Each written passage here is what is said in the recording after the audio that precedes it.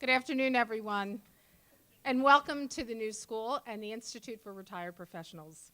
My name is Elizabeth Weinman, and I am the 5th director of the New School's Institute for Retired Professionals, which is known affectionately as the IRP.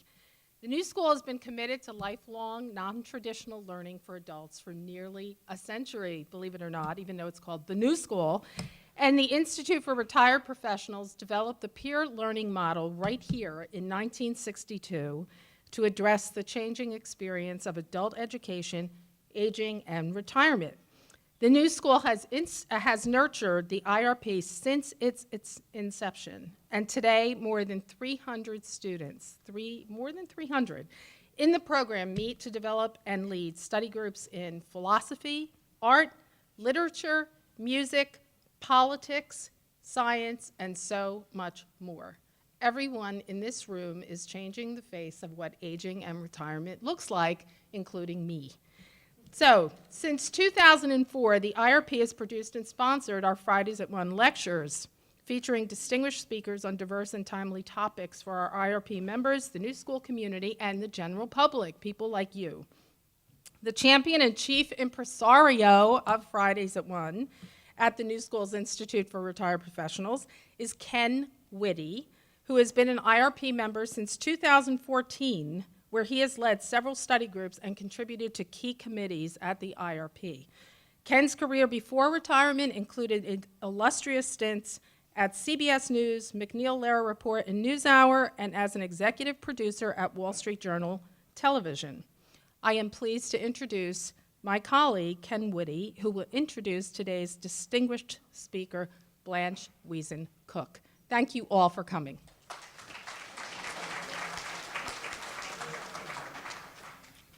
Can everyone hear me all right? Okay. So I'm Ken Witty, chairman of Fridays at 1. Thank you, Liz. Today, it's my great pleasure to introduce our speaker, Blanche Wiesen Cook, biographer of Eleanor Roosevelt. But first, I want to thank 2 fellow members of the IRP who are with us, friends of Professor Cook, Phyllis Kriegel and Carol Groneman, who suggested that Professor Cook speak at Fridays at 1 and helped me to contact her. So thank you, Phyllis and Carol. Professor Cook is the Distinguished Professor of History at John Jay College and the Graduate Center of City University, and she's the author of an award-winning, monumental 3-volume biography of Eleanor Roosevelt. It's the result of 25 years of work. The most recent 3rd volume, The War Years and After, was published late last year. We have some copies of her books on hand for sale after the talk, and Professor Cook will be available to autograph them. Professor Cook, we are so pleased to have you at Fridays at 1.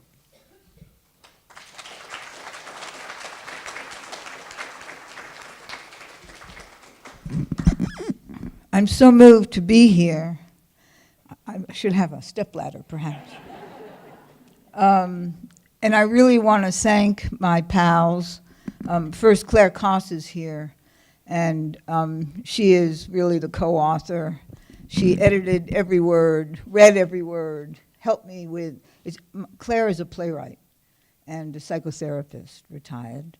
And it's wonderful to be a biographer and live with a dramatist. And then I want to thank Carol Groneman and Phyllis Kriegel for making this happen.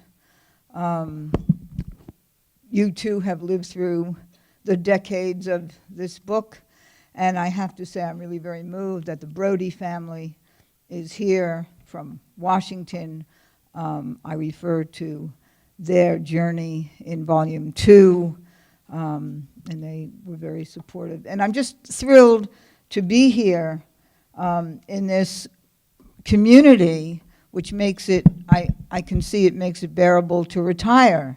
So I'm getting ready.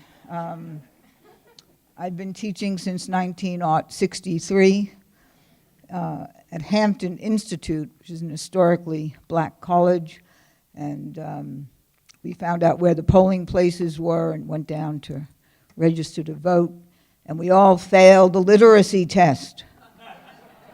everybody at three of us, ABDs from Johns Hopkins and Harvard. And I think about that a lot these days when there's so much voter suppression, and the real story behind this hideous moment is voter suppression and gerrymandering, and I really think we need to be talking about it a lot. And the two themes of this third and last volume, it got a very nice review in the Women's Review of Books, saying the book wasn't done. I only spent a very little time on Eleanor Roosevelt's last years, and I'm planning to write to the nice reviewer, who's a very powerful historian, saying, you're right, it's not done, you do it. As Joe Lash said, Eleanor Roosevelt is infinite, and there is so much more, in fact, to do, some of which I'll talk a little bit about today. I'm a little obsessed with Esther Lape, L-A-P-E. There's no biography of Esther Lape, and as long as I've been teaching at the Graduate Center, I haven't been able to persuade my graduate students to write a biography of Esther Lape, L-A-P-E. And who she is, she fought for what we now call single-payer health care for all. She was really Eleanor Roosevelt's great mentor in political life. She and her partner, Elizabeth Reed, they lived right here in the village on 11th Street. That was Eleanor Roosevelt's Greenwich Village base for many years. I think it's 20 East 11th Street. There's a little plaque. And that was Esther Lape and Elizabeth Reed's home. It didn't have an elevator. It raises lots of issues about why it was Eleanor Roosevelt's home. In the heyday of her other relationships, we can talk about that later. In any case, Eleanor Roosevelt really, her theme was, we will have peace, we will have civic peace, and we'll have global peace when everybody is educated. Everybody must be educated. We need free public education for everybody from K through college, and before Bernie, she called for no tuition. She wrote an article in 1944, no tuition. And then we need health care for everybody. And it was supposed to be in the 1935 Social Security Act. And the AMA lobbied it to death. It came up again when Eisenhower tried to get a Health Reinsurance Act passed, and it was going to be, as he wrote to Ovida Kolb-Hobby, the first woman head of HEW, a lot of people didn't know if she would really support this, and there's no good biography of Ovida Kolb-Hobby, who'd been head of the WACs, and was a Southern woman, Texas, head of a newspaper. But what people didn't know is she was a lifelong member of the NAACP. And when Eisenhower said, this is what I want to do, everybody covered, just like in the military, and their families, is that okay with you? And she said yes. And they asked Eleanor Roosevelt and Esther Lape to help them get it through. And it was again lobbied to death, or it was, what's going on? Oh, sorry. It wasn't lobbied to death. It was whittled down to what we have, which is health reinsurance, Medicaid, Medicare. Not what Eisenhower wanted. And when Eisenhower gave the pen that he signed this bill in 1957 to Esther Lape, she waved it in front of the press and said, now this represents just a puny little bone in the vertebrae of what I had in mind. So here we are. She fought for what we call single payer, which the rest of the industrial world has, until she died at the age of 100 in 1982. So don't you think there should be a biography of Esther Lape?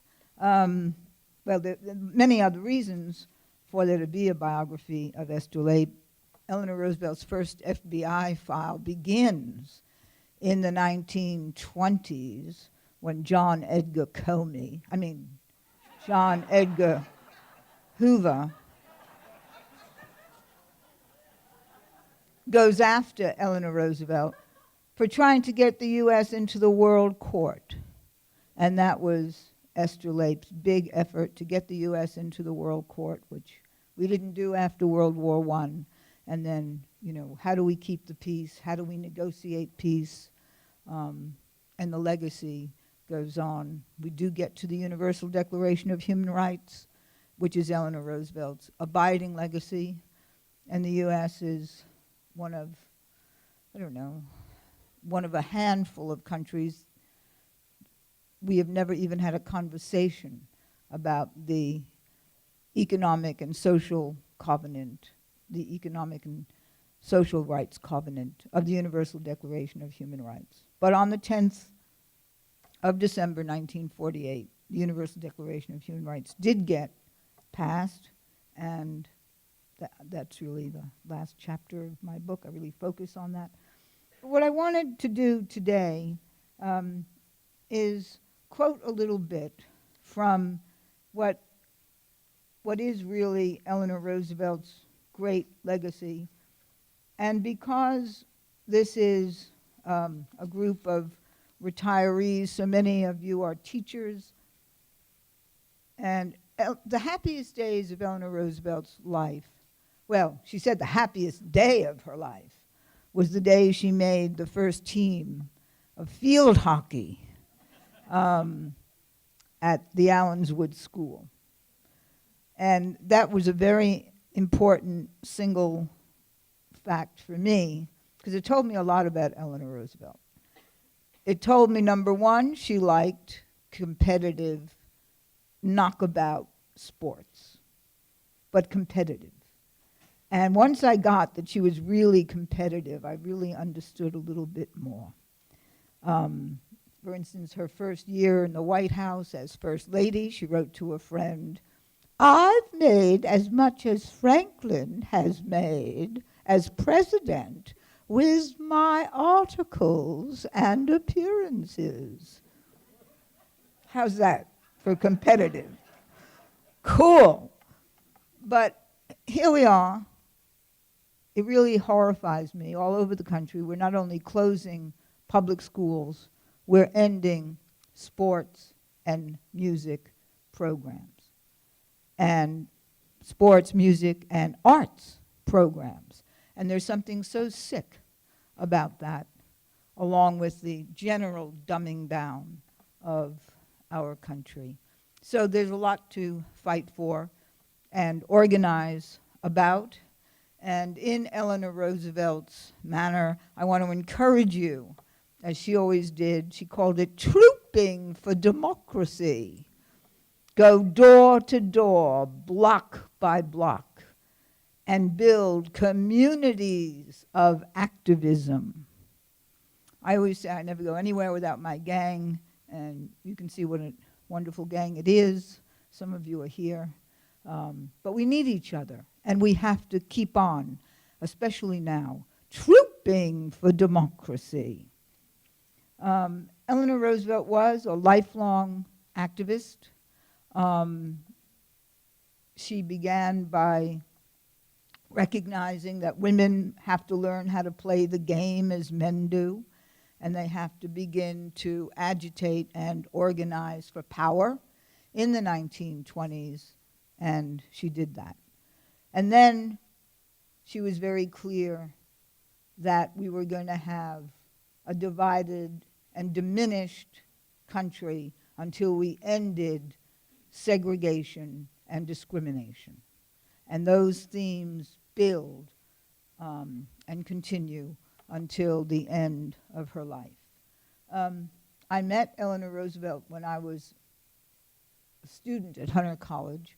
I was president of the student council, and I invited her to be a speaker. This is 1961, and she came to Roosevelt House to give a talk at the home she mostly hated because her mother-in-law had created these sliding doors, enabling her to go into everybody's room. Anyway, Eleanor Roosevelt hated that house. And as soon as Sarah Eleanor Roosevelt died, they couldn't wait to give it away. They didn't just give it away, but Hunter didn't pay very much for it. About 1941. So she was happy to be there. But she had a message for us. Wonderful things are happening in the South. People are sitting in and changing the rules. Go south for freedom. And so we took 2 buses to North Carolina in 1961. And that was her immediate impact. I had no intention of writing about Eleanor Roosevelt. I went to Johns Hopkins to be trained as a military historian. The war in Vietnam broke out. We created the Peace Research, the history, it's now called the Peace History Society. It still exists. We have 300, we have really hundreds of members all over the world now. But the bottom line is, while I was working on Eisenhower, in a really not nice place called Abilene, Kansas, and I mean, it was sort of a nice enough place, Eisenhower's home, but it was dry. You couldn't even get wine with dinner. A bit of a hardship. So I became friends with the local sheriff who had single malt in his office and guns, and so we would pop the guns and have a little fun. Anyway, and friends, including Kate Stimson, sent me books to review.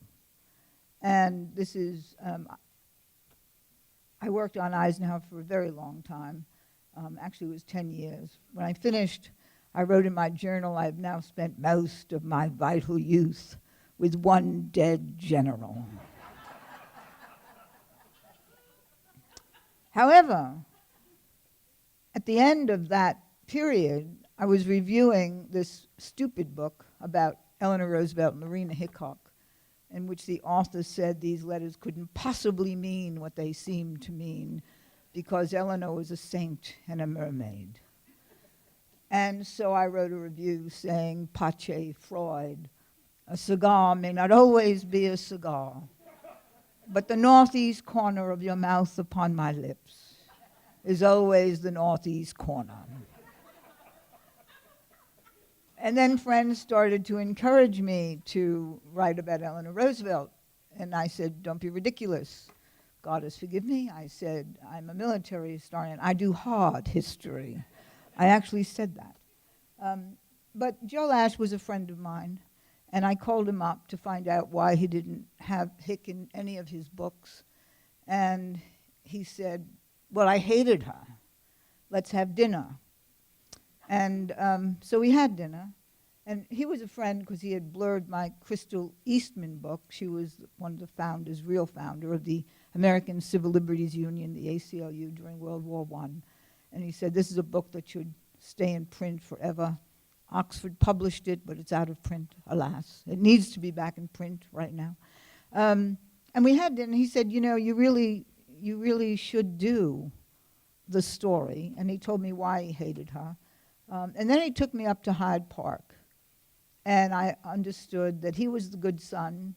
She really thought he was terrific. He had exclusive use of her papers. And anything she wanted said, he said. And anything she didn't want said, he didn't say. And so he wrote, she said, I don't care about power. And he wrote, she didn't care about power. So I thought, okay, good. I could do a book. And I thought it was 1981. My Eisenhower book had just come out. And I thought, okay, I'll finish it by her centennial, 1984. So now in 2016, it's done. It took a little more than 25 years, but it is done. I am done. Okay. And there really was a lot to do, and I have to say there is a lot more to do. And Eleanor Roosevelt, in writing this book, There are so many wonderful untold stories. And they're really, in terms of Eleanor Roosevelt's vision, which was a global vision. Wendell Willkie, you all know Wendell Willkie? Yeah, some of you know. Wendell Willkie ran against FDR in 1940, and they became friends. And then FDR sent Wendell Willkie out and about around the world during the war to see what was going on. And Wendell Willkie had an epiphany. The epiphany was everything that happens anywhere affects everybody, everywhere. We are all connected, one world. And that really was Eleanor Roosevelt's vision. She didn't say it quite so succinctly, but that was what she really did believed. And she went around the country and around the world, never telling people what to do, but always asking them, tell me, what do you need? What do you want? Those were her questions.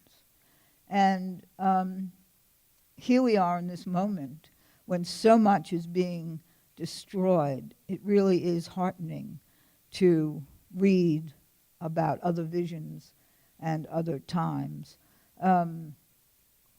One thing that amuses me these days is that FDR and Wendell Willkie had a fantasy of starting a really new progressive party of Republicans and Democrat liberals, progressives, and they were going to do it in 1944.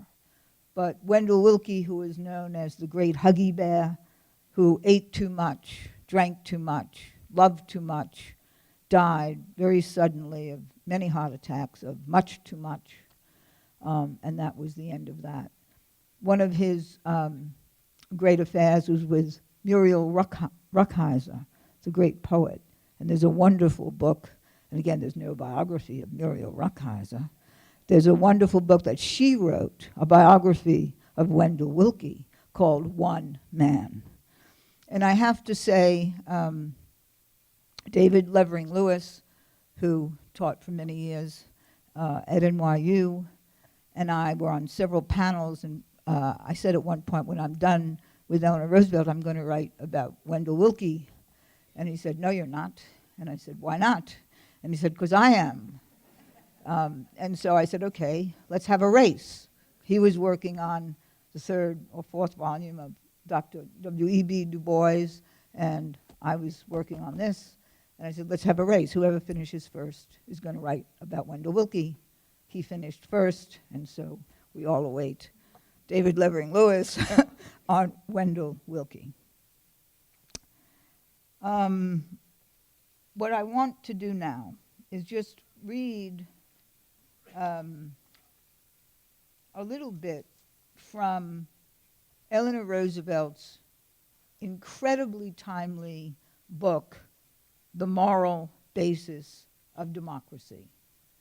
Who are we, she asks in this book.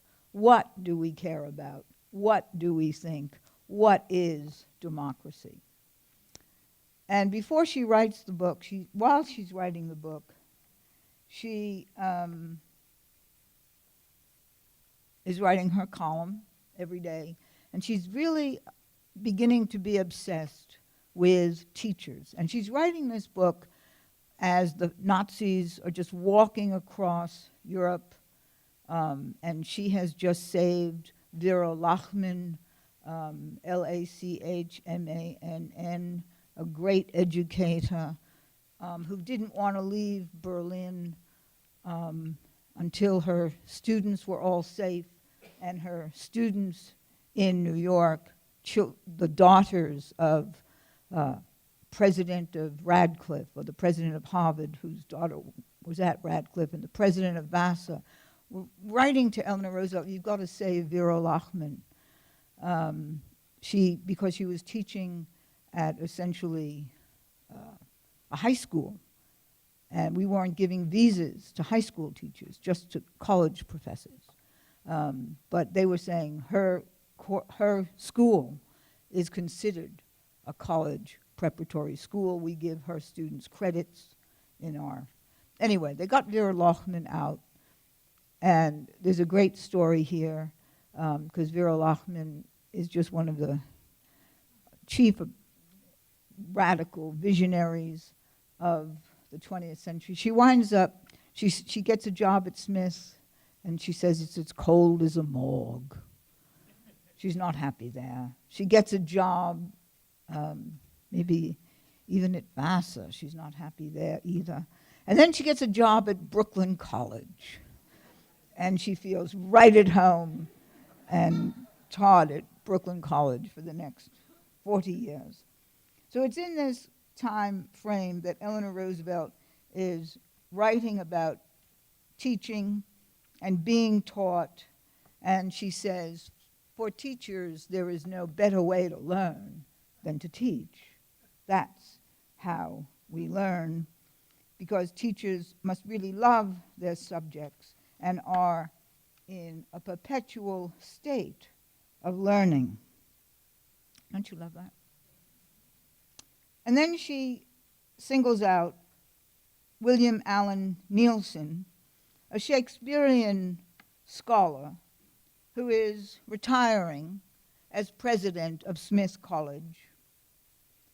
And she thought, all of us will do well to remember the words of President Neilson's farewell address to the students of Smith, because he named the enemy, the elusive enemy, who always puts the body before the spirit, the dead before the living, who makes things only to sell them, who has forgotten there is such a thing as truth, and who measures the words by advertisement or by money, who daily defiles the beauty that surrounds us and makes vulgar all tragedy.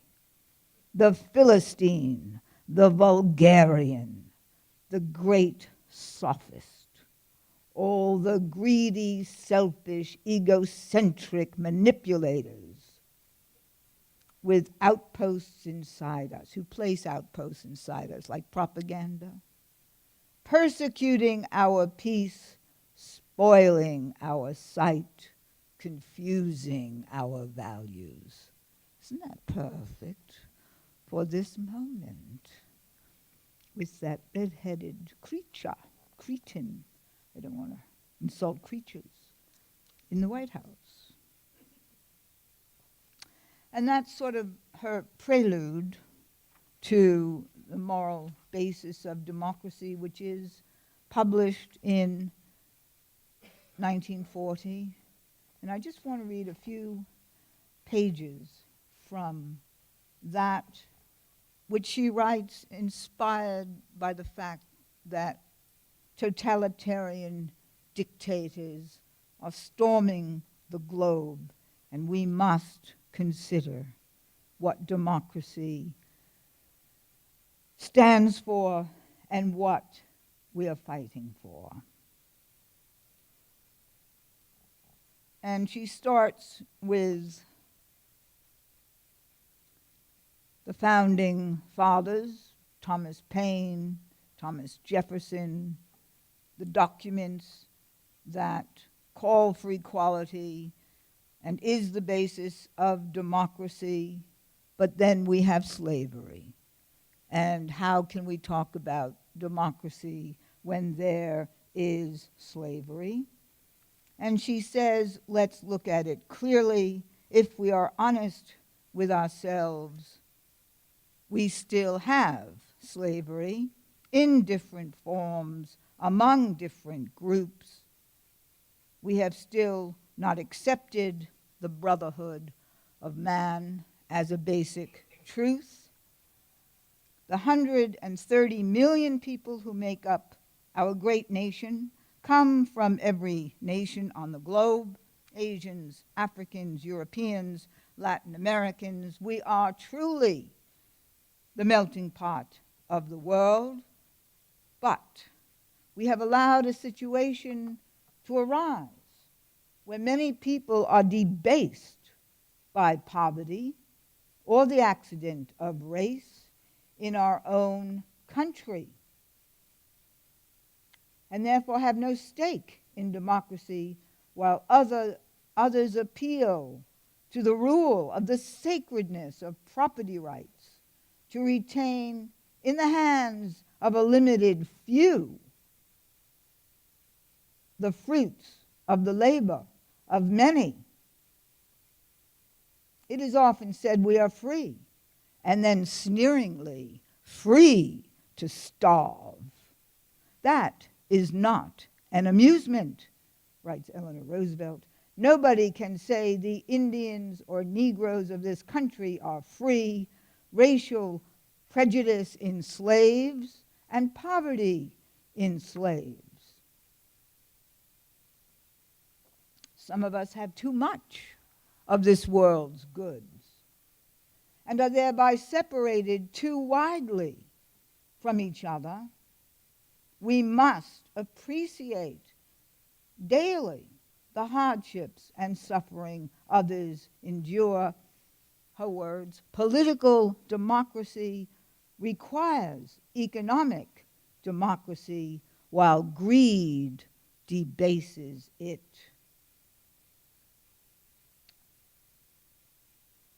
There is so much to be done. A minimum standard of security and equality of opportunity required for every child. We must achieve an economic level below which no one is permitted to fall, but we have not yet discovered the secrets of full employment. Hello? The secrets of full employment, and far too many are left with nothing to do, and therefore without the wherewithal to live. We have been too devoted to the gods of mammon. Humanity must rise above purely selfish interest and take responsibility for one another. Democracy necessarily involves the spirit of cooperation. And she called, isn't that incredible? I mean, democracy is about cooperation. We must maintain a standard of living which makes it possible for the people really to want justice for all, rather than to harbor a secret hope for privileges because they cannot hope for justice. She called for a new spiritual, moral awakening. We must seek. She talks about a moral awakening, essentially a spiritual awakening, a direction of the heart, which involves individual responsibility. For too long, democracy has failed to challenge traditional selfishness. For democracy to go forward, we must ask, what are we prepared to sacrifice? Might we imagine the fruits of our labors, not exclusively our own, but as a trusteeship for all the people? I mean, socialism, democratic socialism, a mandated work for all, education for all, food for all. One of my students brought in Michael Moore's Where Do We Invade Next? For the ideas that we need. And if you haven't seen it, and I hadn't, it is truly amazing. You can get it on YouTube or, but it really is, compare us to France or Norway or Sweden in terms of school lunches, to Italy in terms of vacations, to all the countries in the Baltic in terms of work and life, housing, everybody guaranteed food and clothing and shelter and comfort and dignity. That's what the Universal Declaration of Human Rights is all about. Where is it? Well, it's here and there, but it's not here. It's there. And it's really amazing to see. Eleanor Roosevelt's words and Michael Moore's film, really great generators of change and activism, in my opinion.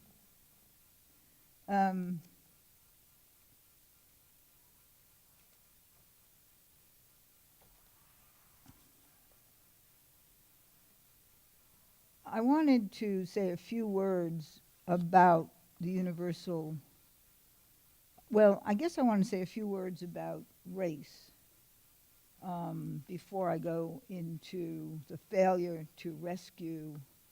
And I spend a lot of the book on Eleanor Roosevelt's efforts to get FDR really to desegregate the military during World War II. And it really is astonishing that he does nothing to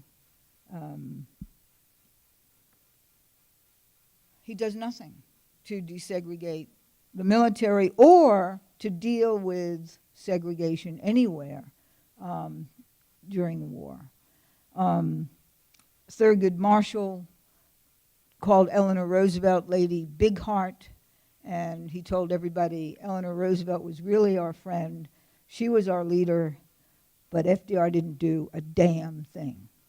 And when you say that out loud, people get really upset because FDR did some things, but he didn't do a damn thing about race. And one has to say he didn't really do a damn thing about rescue either. There's been some attention lately to Varian Fry, and the one moment of a real effort, Varian Fry went to Marseille to bring back, and he finally did bring back about 2,000 people, very famous people, Pablo Casals, Hannah Arendt, Gustav Mahler's widow. I spend a lot of time on Varian Fry in my book, and Pierre Sauvage has done a really splendid film on Varian Fry, which I think, again, is on YouTube, and he's been working on a biography, which he hasn't finished yet. And the Brodys are here because of Eleanor Roosevelt's letters, and there's another book that I just received in the mail this week, children writing about their parents, who Eleanor Roosevelt really did try to get out and succeeded in getting out of Europe before all the doors were slammed and all the fires lit. But it's really amazing to me that FDR didn't fire. He didn't fire John Edgar Hoover, and he didn't fire Breckinridge Long, who was really the beast who said, we don't want any of them to come. Canada had a motto, none is too many. One is too many was Canada's motto. And that was basically Breckinridge Long's motto. And FDR kept promoting him until 1944. He ran all of the State Department agencies working to keep refugees out. And so it's really a kind of bitter story. I spent some time on the SS St. Louis, which is turned back, and then on the next boat, which comes in, called the Kwanzaa, which Eleanor Roosevelt says, no, that boat can stay here, and everybody on that boat is here as my guest. And about 900 people on that boat are saved. But there are these moments rather than a policy.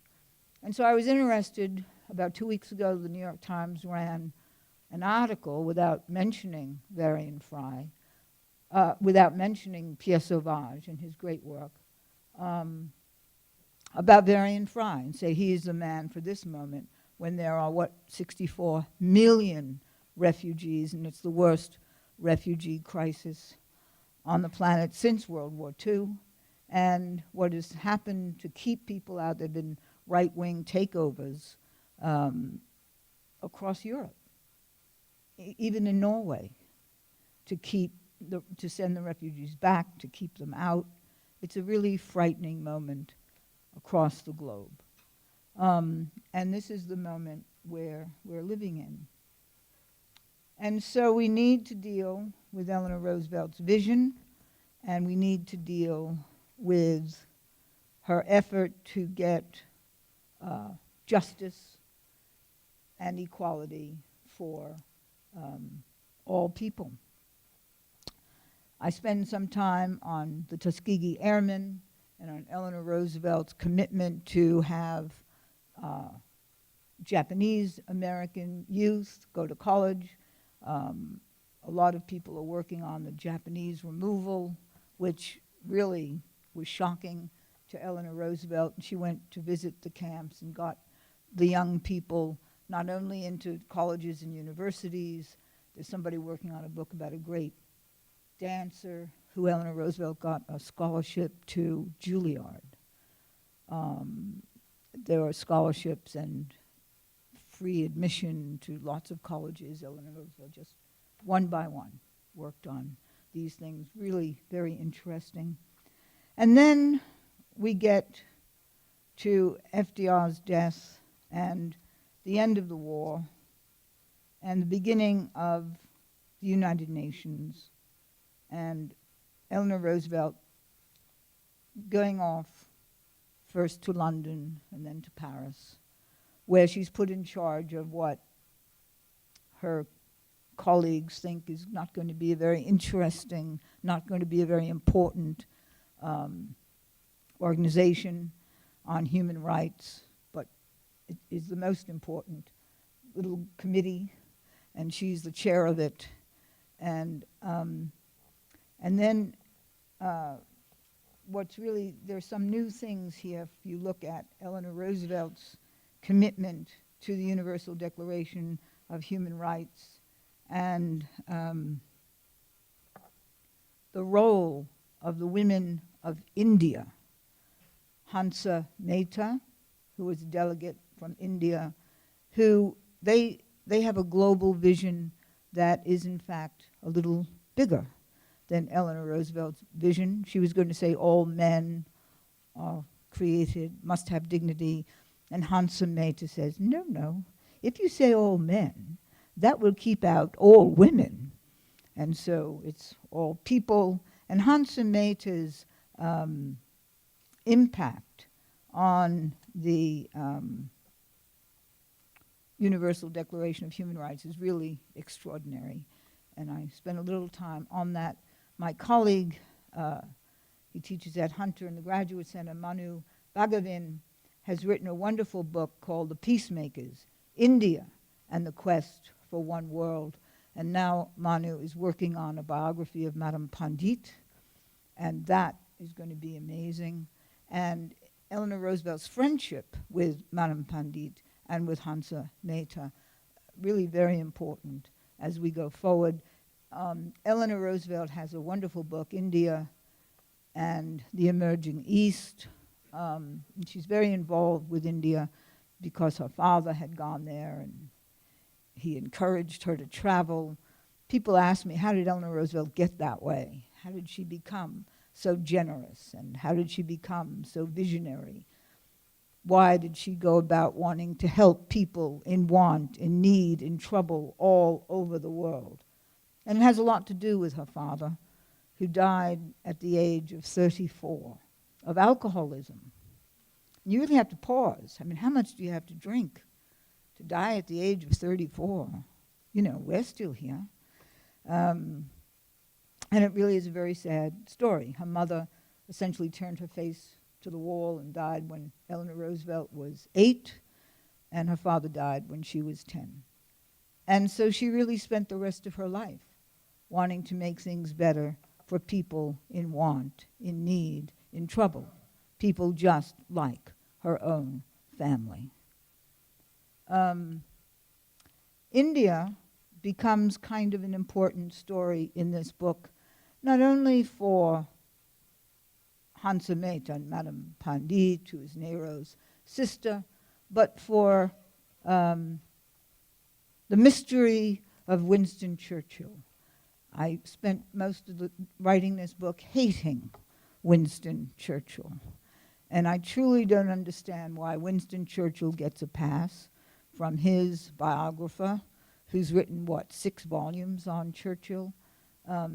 Churchill was a monster, in my opinion, and he hated the Indian independence movement, and is responsible for the death of maybe 6 to 8 million people in Bengal, the Bengali famine.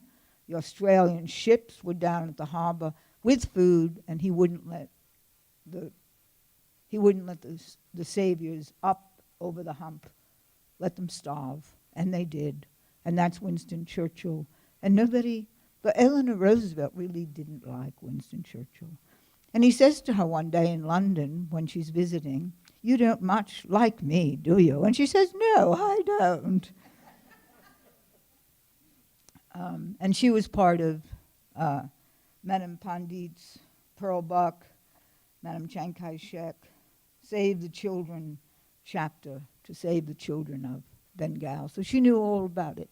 And the question of when did they know and what did they know and when did they know it, let me assure you they knew everything all the time, right away. It's coming out. My own work on Radio Free Europe, you know, the information that came in, the information that went out, it's really very important.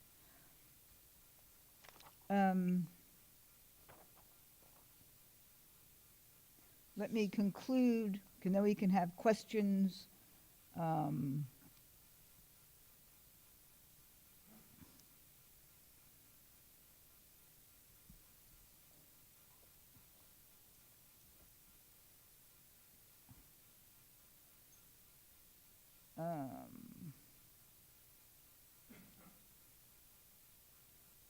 One of the things that is really sort of interesting, this moment of can we be friends, can we talk to each other, is Eleanor Roosevelt really despised the Soviet Union version of communism and spent time in Russia.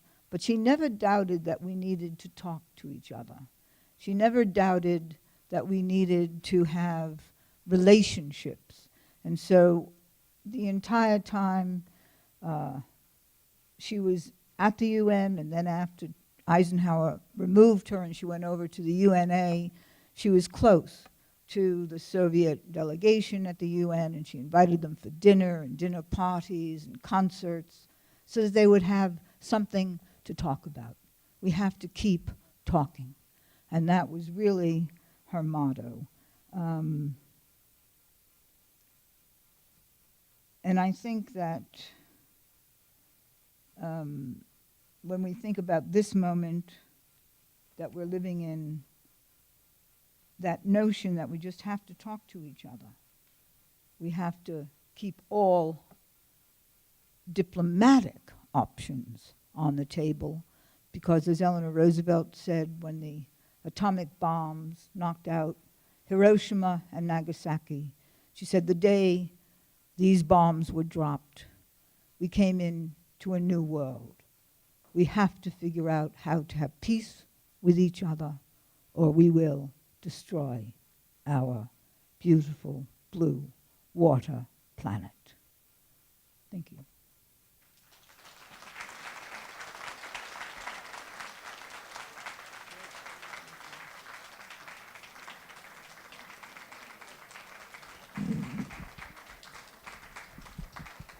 So now we'll have some questions. Just wait till we have some mics for everybody.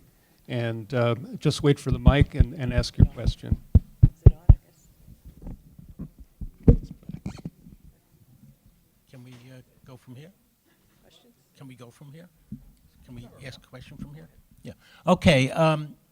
You mentioned the word activism, and I want to first thank you for having brought the spirit of Eleanor here so wonderfully for all of us. I really appreciate that. Oh, okay.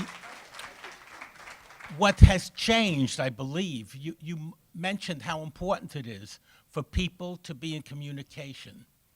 And now we are in this electronic void with very little of the type of contact that activism used to depend on. So I just want to know what you and Eleanor would do to begin an activist movement that could destroy Donald Trump before he destroys us. Thank you.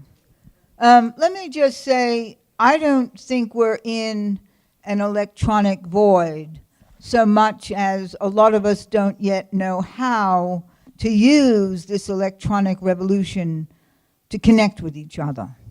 So my students have to read. I pride myself on never having given a test in my life. All they have to do is disagree with me with diligence and having read good things. And so what they have to read is commondreams.org, which is to say the best site, in my opinion, for news from around the country and around the world is commondreams.org. And this is a wonderful site that gets progressive news items and activism. You want to march? Here's where the marches are. You want to know what's happening? Here's what's really happening. You want to know what the New York Times didn't publish this week because the majority media has been taken over by, I don't know what. But I mean, you know, you have to read The Nation, The Progressive, and other things like that, and newsletters. But Common Dreams puts it all together. And then there's Portside. Portside is a little more boring. The articles are a little longer. I hesitate to ask my students to read Portside because they'll be very bored.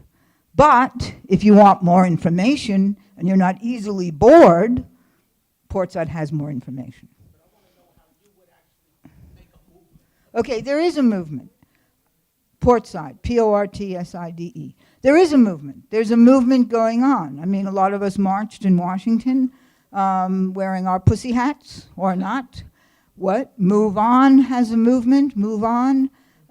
There is a movement, the Women's International League for Peace and Freedom, which has just celebrated in 1915 its 100th anniversary, founded by Jane Addams, Lillian Wald. Eleanor Roosevelt was a member, and Crystal Eastman. It exists globally. There are branches of the Women's International League for Peace and Freedom all over the world. Claire and I went to The Hague with people from Bosnia and Serbia, and as well as Charlotte Bunch and Roxana Carrillo. So, indivisible. Indivisible. Yes. Where are they? Right here. Nationally and local. And then just Black Lives Matter. I mean, we just have to connect with each other. You mentioned you wanted to say a few words about race, and then I think you went on to, well, in my mind, I expected you to say something about what Eleanor felt about black-white race relations in this country, but then you went on to say something about Japanese Americans.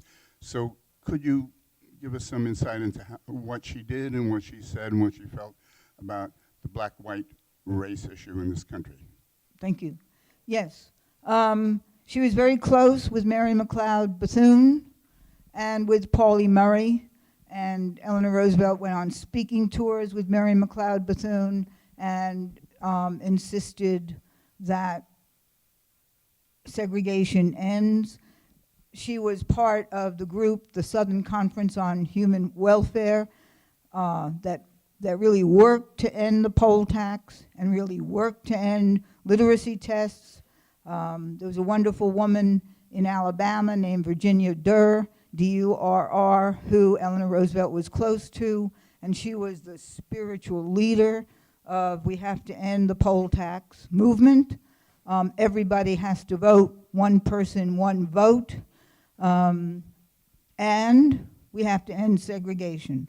There's a moment in volume 2 when Eleanor Roosevelt, I think it's in volume 2, goes to Alabama for the first meetings of the Southern Conference on Human Welfare, and she's sitting in what was the segregated black aisle, and Bull Connor, he was there already, bangs her on the back and tells her to move. This is a segregated place, and so she moves her chair into the center of the two sections. It made the black press, it didn't make the white press, and she understood what a long haul this was going to be, but she never stopped fighting to end. And then she's responsible for the Tuskegee Airmen being, allowing them to not only fly, but to be the kind of incredible heroes that they became. She did. She did. Yes. Shelley. I know that behind the scenes, Eleanor tried to get her husband to do a lot.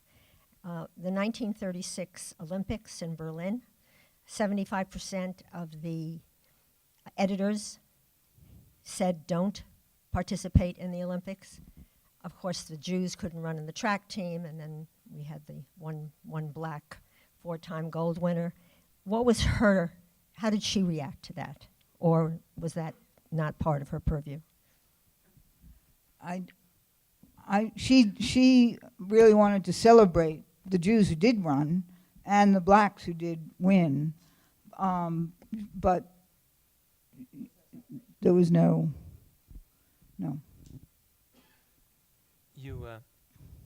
You had said that Eleanor Roosevelt during the war tried to press her husband to integrate the army during the Second World War. Do you think that President Roosevelt didn't do that because he was a racist, or he deemed the defeat of the Nazis to be the highest object and didn't want to possibly divide the nation, which would undercut defeating the Nazis, which would help the Jews more than anybody, and perhaps ultimately result in, after the war is over, the army being, or the armed forces being desegregated? So in other words, do you think that the President Roosevelt was a racist, or he put the country's highest goals above everything else? Well, it wasn't really the highest goals. It was really the reality of who the Democrats were. I mean, you look at the shape we're in now in terms of the Republicans. You got to remember the Dixiecrats ruled the Democratic Party. And the Dixiecrats ruled the Democratic Party until LBJ in 1967 said, okay, we're really going to integrate. And then the Dixiecrats become Republicans. So that this Southern domination of FDR's party is really, it's not that he was a racist. He personally was not a racist, but he was, as he bluntly said, I'm a juggler. I never let my right hand know what my left hand is doing. I'm a juggler. And power was his game. And that was what was behind it. However, when Eleanor Roosevelt goes to London and meets with black and white troops, and then meets with the British troops who are totally integrated, she's really astonished by how retrograde and wrong our entire system is. Now, let me just say, Truman gets credit for integrating the military, but Truman didn't do it. He said it should be done. He said that in 1951, but it didn't happen until Eisenhower went around in 1953 and 54 and just removed every bird colonel who didn't integrate the base. One further example, blood plasma was segregated, black and white, Christian and Hebrew, until, and we didn't know that we had Muslims and Hindus in the country, so they're not even listed. But it's segregated, black and white, Christian and Hebrew, until, are you ready? 1958. When Ike writes to his pal, General Al Grunther, who has become head of the Red Cross. Somehow the Red Cross has always become the sinecure for pals. He says, we're going to integrate blood plasma. It's all red. And Al Grunther writes back to Ike saying, you can't do that. The South doesn't want any integrated blood. And Ike writes back saying, okay, then the South won't get any blood. Done. 1958.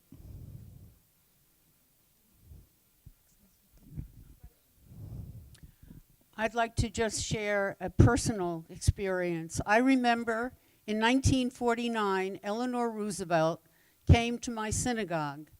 I was in the confirmation class, and she talked to all of us about the importance of becoming active in our communities.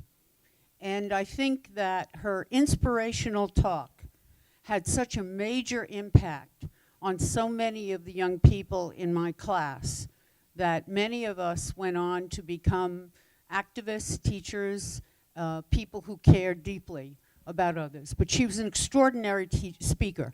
The other comment I want to make is, for those of you who are not aware, on 72nd Street and Riverside Drive, there is the most majestic statue of Eleanor Roosevelt you will ever find. It's about 19 feet in height, and it is well worth a walk on a beautiful day that you will find great, I think, inspiration by just this amazing piece of artwork. Thank you. Tell me, where was your school? It was Temple Israel, which was at that time on 91st Street between Amsterdam and Broadway.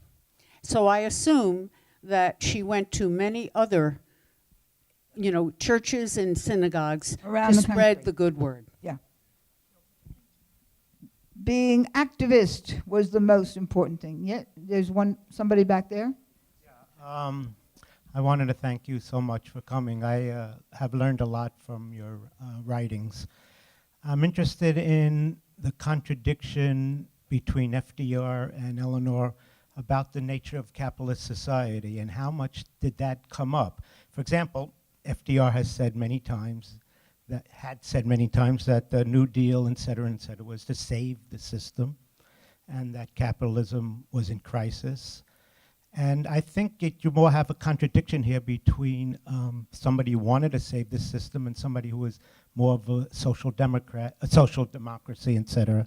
So I'm wondering how those two ideas, historical conflicts that we're actually still very relevant now, and I'm wondering how they both played out between the two. It would be interesting to know if there were real political debates around this question. Well, I think Eleanor Roosevelt thought the New Deal was a first step. I mean, it was what she said it was. The New Deal was a first step. Social Security was a first step. And it came in, remember, completely segregated, so that teachers weren't covered, nurses weren't covered, federal and state employees weren't covered, and domestic workers weren't covered. So if you see who's covered, it's white men. Alice Kessler Harris tells us a lot in her book about all of the different groups of women who weren't covered. And so Eleanor Roosevelt correctly says it's a first step. But FDR agrees with that. And, their agreement is for her to go around the country and get people ready for more. Make me do it. And he wanted to do more. I'm not sure that they didn't agree substantially on the need for what Eleanor Roosevelt said, education for all, democracy for all, economic security for all, housing for all. Nevertheless, and I spent a lot of time on Arthur Dale, Eleanor Roosevelt's notion of housing for all, which she really organized in West Virginia, coal mining country. Everybody would have indoor plumbing and at least half an acre, but maybe 2 acres for their own gardens and food. And hot and cold running water and flush toilets. And Harold Ickes, Secretary of the Interior, wrote to FDR saying, "Do you know what your wife is doing down there? She's spending money like a drunken sailor." And FDR defended her. So we have Arthur Dale. But that was Eleanor Roosevelt's notion for housing communities all over the country. Everybody should live with dignity. And this was when, this is 1934, 80% of rural America at the time did not have indoor plumbing and hot and cold running water. So he was for it. Yes? Oh, okay. My question was, we're talking about a lot of the things she wasn't able to convince FDR to do. I'd like to know, you've just talked about a bunch of them, other things that she convinced him to do that he didn't want to do. What her influence is on him in terms of doing certain things that affected lives. Well, that's such a big question. I really want to be rude and say, read my books. Because that's just too big. There are so many issues, and they come up every day. There's always more to do. And I think the one big agreement that they had was she could write what she pleased, and she had her syndicated column, My Day, 5 days a week from 1936 to the end of her life. And then she was First Lady of Radio. I mean, she had 2 different programs, 2 different weekly programs, and then she had a television show. So she's getting her views out there to the end of her life and saying, okay, we need to do more. There's always more to do. I actually have a very loud voice. And I hope you can hear me. Use the mic for the camera. Oh. Thank you. In the mid to late 50s, Eleanor Roosevelt taught at Brandeis University. And I wondered, to those of us who were there, it really meant a lot. I wondered if you had uncovered any impressions of that experience in the material you went through. Eleanor Pam, who also went to Brandeis, shared a lot of Brandeis. Did you know Eleanor Pam? Yeah. Veterans Feminists of America now. And she shared a lot of correspondence. Eleanor Roosevelt loved to teach. You know, Marie Souvestre had inspired her, and by the way, there is no biography of Marie Souvestre. You need to be, most of her correspondence is in French, but it's in London, so it's English and French. So Marie Souvestre is her great mentor, who Eleanor Roosevelt, you know, she encouraged people to think for themselves, and she would tear up the papers, including Eleanor Roosevelt's, of if the paper repeated anything she had said and wasn't original, she would tear it up. And so that notion of how do you teach? What do you want your students to do? Eleanor Roosevelt loved that because she wanted her students to be independent, to think for themselves, to write vividly and brilliantly and stand on their own 2 feet and be independent and powerful. So she loved to teach, and she loved teaching at Brandeis.